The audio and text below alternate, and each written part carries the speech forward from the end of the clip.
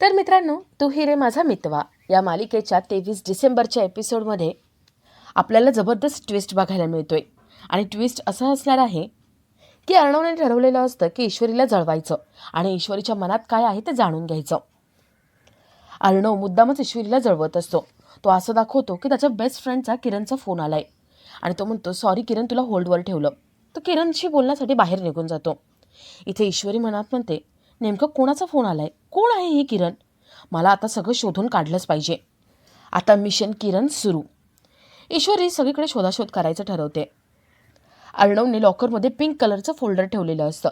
ईश्वरी locker उघडून ते pink कलरचं फोल्डर काढायचं ठरवते. तर इथे राकेश काही घरी आलेला नाही, म्हणून रात्री उशिरापर्यंत अंजली त्याच्यासाठी वाट बघत थांबलेली असते. ती सारखं राकेशला फोन लावत असते. राकेश थोड्या वेळाने धावत घरी येतो आणि तो दरवाजा लावून घेतो. राकेशला खूप लागलेलं असतं. तो दारू पिऊन घरी आलेला असतो. अंजली राकेशला विचारते, अहो किती लागलंय तुम्हाला? काय झालं काय? कुणी मारलं तुम्हाला एवढं? राकेशला वाटत होतं की अंजली झोपली असेल आणि आता आपण घरी गेल्यानंतर आपल्याला ती बघणार नाही. पण तसं काहीच होत नाही. याचपेक्षा उलट अंजलीने बघितलंय. आता अंजलीला काय कारण सांगायचं या विचारात तो असतो. तर इथे ईश्वरी अर्णवच्या खिशातून हळूच लॉकरची चावी काढून घेते. ईश्वरी दबक्या पावलांनी लॉकरकडे येते आणि ती लॉकर उघडणार तेवढ्यात तिथे अर्णव येतो. अर्णव विचारतो, मी सिंदूर, तू इथे काय करतेस? ईश्वरीच्या हातात पेपर्स असतात. ईश्वरीच्या हातातले पेपर्स सगळे फेकून देते. अर्णव विचारतो, मी सिंदूर, लॉकर कसं काय ओपन झाला? ईश्वरी घाबरत असते. तिने ठरवलेलं असतं की अर्णवचं पिंक कलरचं फोल्डर शोधून काढायचं. ही किरण नेमकी कोण आहे ते शोधून काढायचं. पण आता अर्णव आपल्याला प्रश्न विचारतो, त्याच्या प्रश्नांची काय उत्तरं द्यायची हे तिला कळत नाही. तर इथे राकेश अंजलीला एकाचं दोन काहीही सांगतो. राकेश म्हणतो, अंजली, अगं मी त्या माणसाला न्याय मिळवून देणारच. आता मी गप्प बसणार नाही, लढत राहणार. भलेही त्यासाठी माझा जीव गेला ना तरी पण चालेल. मला त्या लोकांनी मारलंय. दुपारी नाही का आले होते, त्यांना एका माणसाचे पैसे हवे होते आणि तो दुसरा माणूस त्याने मला मारलंय. अंजली म्हणते, तुम्हाला पैसे मी मिळवून देते, तुम्ही असलं काही करू नका. दुसऱ्या दिवशी अंजली अर्णवकडे येते. ती अर्णवला म्हणते, अर्णव प्लीज मला 10 लाख रुपये देतोस का? अर्णवला कळतं की राकेशला 10 लाख रुपये हवे आहेत आणि तो अंजलीच्या खांद्यावर बंदूक ठेवून चालवतोय. आता अर्णव, ईश्वरी, राकेशचा हा प्लॅन सुद्धा कसा फेल करतायत आणि राकेशला कसं रस्त्यावरती आणतात हे बघण्यासारखं असेल. तर या सगळ्याची सुरुवात कशी होते ते थोडक्यात पाहू. तर मालिकेमध्ये अर्णव रूममध्ये असतो आणि त्याने सगळ्या फाईल्स काढलेल्या असतात. तो काहीतरी शोधत असतो. ईश्वरी तिथे येते आणि ईश्वरी विचारते, अहो सर, किती पसारा करून ठेवलाय? एवढं काय शोधताय तुम्ही? मला सांगा ना, मी पण मदत करते. अर्णव पटकन बोलून जातो की अगं एक पिंक कलरचं फोल्डर आहे आणि ते फाईलमध्ये. तो म्हणतो, नको नको, मी आवरून घेतो, मी बघतो. ईश्वरी विचारते, अहो एवढं काय आहे पिंक कलरच्या फोल्डरमध्ये आणि ज्यासाठी तुम्ही एवढा पसारा करून ठेवलाय? काय आहे काय? अर्णव म्हणतो, काय नाही आहे. अर्णवला ते फोल्डर सापडतं. ईश्वरी म्हणते, बघू तरी मला काय त्याच्यामध्ये. अर्णव तिला दाखवत नाही. अर्णव ते फोल्डर लपवतो. ईश्वरी खोदून खोदून त्याला विचारत असते आणि तेवढ्यात अर्णवला किरणचा फोन येतो. अर्णव फोनवर बोलत असतो आणि ईश्वरी त्याचं बोलणं ऐकण्याचा प्रयत्न करत असते. अर्णव म्हणतो, मी सिंदूर, मला कॉफी हवी आहे, जा पटकन कॉफी घेऊन ये. ईश्वरी काही जात नसते. अर्णव तिला बळजबरीने पाठवतो. ईश्वरीला डाऊट येतो की ही किरण कोण आहे आणि पिंक कलरचं फोल्डर म्हणजे नक्कीच काहीतरी भानगड आहे. ईश्वरी काही जात नसते. अर्णव तिला बळजबरीने तिथून हाकलवतो. तर इथे वल्लरी भंगारवाल्याकडे आलेली असते. ज्या भंगारवाल्याने आपल्या घरातलं सामान नेलं त्याला ती पैसे देते. त्याला माणसाला ती म्हणते, हे बघ, हे ॲडव्हान्स पैसे आहेत. तू मला बॉक्स दाखवला, तो बॉक्स माझा नव्हता. तू मला माझा बॉक्स आणून दे, मी तुला यापेक्षा दुपटीने पैसे देईल. तो माणूस पैसे घेतो आणि निघून जातो. वल्लरी इथे मनात म्हणते, अर्णव, ईश्वरी, आता तुमचा संसार संपला. माझा बॉक्स मला सापडला की मग मी सगळ्यांसमोर ते फोटो आणणार. तर इथे अर्णव किरणशी छान प्रेमाने बोलत असतो. ईश्वरी पटकन कॉफी घेऊन येते. अर्णव फोन कट करतो. ईश्वरी विचारते, सर, कोणाचा फोन होता? कोणाशी बोलत होतात तुम्ही? अर्णव म्हणतो, काय नाही, ऑफिसमधला फोन होता, महत्त्वाचं काम चालू आहे. ईश्वरी विचारते, आणि ते फोल्डर, ते काय आहे? अर्णव काहीच सांगत नाही आणि घाईने तिथून निघून जातो. ईश्वरीला फोल्डर दिसतं. ईश्वरी फोल्डर उघडून बघणार तेवढ्यात तिथे अर्णव परत येतो. अर्णव ईश्वरीच्या हातातून ते फोल्डर हिसकावून घेतो. अर्णवच्या या वागण्यामुळे ईश्वरीचा संशय अजून बळावतो.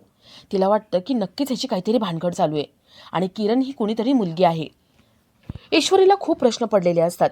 ही किरण कोण आहे? पिंक फोल्डरमध्ये काय आहे? अर्णव कोणाला भेटायला जातोय? ऑफिसमध्ये महत्त्वाचं काय काम आहे? ईश्वरीला असे अनेक प्रश्न पडलेले असतात, पण या सगळ्याची उत्तरं कोण देईल या विचारात ती असते. तिला वाटतं की अंजलीला हे सगळं माहिती असेल. ईश्वरी अंजलीला विचारायला जाते. तर इथे राकेश जुगार खेळत बसलेला असतो. राकेशकडे भंगार विकून 10,000 रुपये जमलेले असतात.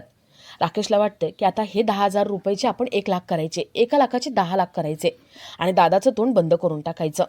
राकेश जुगार खेळत असतो आणि त्याला दादाचा सारखा फोन येत असतो. राकेश काही तो फोन उचलत नाही. तर इथे ईश्वरी अंजलीकडे येते आणि अंजलीला विचारते की किरण कोण आहे, कोणी मुलगी आहे का मुलगा आहे, आणि तुमच्या ओळखीतलं कोणी आहे का? अंजली थोडा विचार करते आणि म्हणते, अगं हो, इंदोरला आमचा बंगला होता ना, तिथे शेजारच्या घरामध्ये एक मुलगी राहायची, खूप गोड होती. अर्णव ईश्वरी बेस्ट फ्रेंड होते, तीच आहे किरण. ईश्वरीला भीती वाटते की अर्णव त्याच किरणला भेटायला गेला असेल. ईश्वरी अंजलीला अजून काही प्रश्न विचारणार तेवढ्यात दारात दादा येतो आणि राकेश घरात आहे का याबद्दल विचारतो. अंजली त्यांना आतमध्ये यायला सांगते. अंजली विचारते, काही महत्त्वाचं काम होतं का? तो दादा म्हणतो, हो, वकील साहेबांकडे काम होतं माझं महत्त्वाचं, एका केस संदर्भात बोलायचं होतं. मी वकिलांची इथेच वाट बघतो. तो दादा, त्याच्यासोबत आलेला माणूस इथेच बसतात. ईश्वरीला कळतं की हे गुंड आहेत. ईश्वरी अंजलीला बाजूला घेऊन जाते. दादा इथे घरामध्ये फोटो काढतो आणि राकेशला पाठवतो. इथे राकेश खेळत असतो आणि तो हरत असतो. राकेश दादाचा फोन काही उचलत नाही. दादा राकेशला मेसेज करतो आणि तो फोटो पाठवतो. इथे राकेश तो फोटो बघतो आणि त्याला कळतं की दादा आपल्या घरी गेलाय, म्हणजे आपली वाट लागली. राकेश खूप घाबरलेला असतो. तर इथे ईश्वरी अंजली बाजूला आलेले असतात. ईश्वरी म्हणते, अंजली ताई, ही माणसं बरोबर वाटत नाहीये, मला काहीतरी गडबड वाटते. अंजली म्हणते, हो, पण काहीतरी काम असेल, मी यांना फोन लावते. अंजली राकेशला फोन लावते, पण राकेश फोन कट करतो. ईश्वरीला कळलेलं असतं की पैशाची काहीतरी भानगड आहे. तेव्हाच गुंड घरी आलेत. ते गुंड थोडा वेळ बसतात आणि नंतर बाहेर निघून जातात. अंजली या आजी आतमध्ये गेलेली असतात. ईश्वरीला वाटतं की अर्णवचं किरणशी बोलणं झालं असेल, काय महत्त्वाचं काम होतं ते विचारावं. ईश्वरी अर्णवला फोन लावते, पण अर्णवचा फोन बंद येतो. ईश्वरी ऑफिसमध्ये फोन लावते आणि तिला कळतं की अर्णव ऑफिसला गेलाच नाहीये. ईश्वरीला कळतं की अर्णव आज ऑफिसला गेला नाहीये. ती खूप चिडते. अर्णव आपल्याशी खोटं बोलून गेलाय. आता नेमकी किरणची भानगड काय ते शोधून काढायचीच असं ईश्वरी ठरवते. तर रात्री अर्णव घरी येतो. ईश्वरी त्याला पाणी देते आणि त्याला विचारते, ऑफिसमधलं काम झालं, कसा होता दिवस? अर्णव म्हणतो, हो, खूप छान दिवस होता, प्रोडक्टिव्ह दिवस होता, मीटिंगसुद्धा सगळ्या पार पडल्या.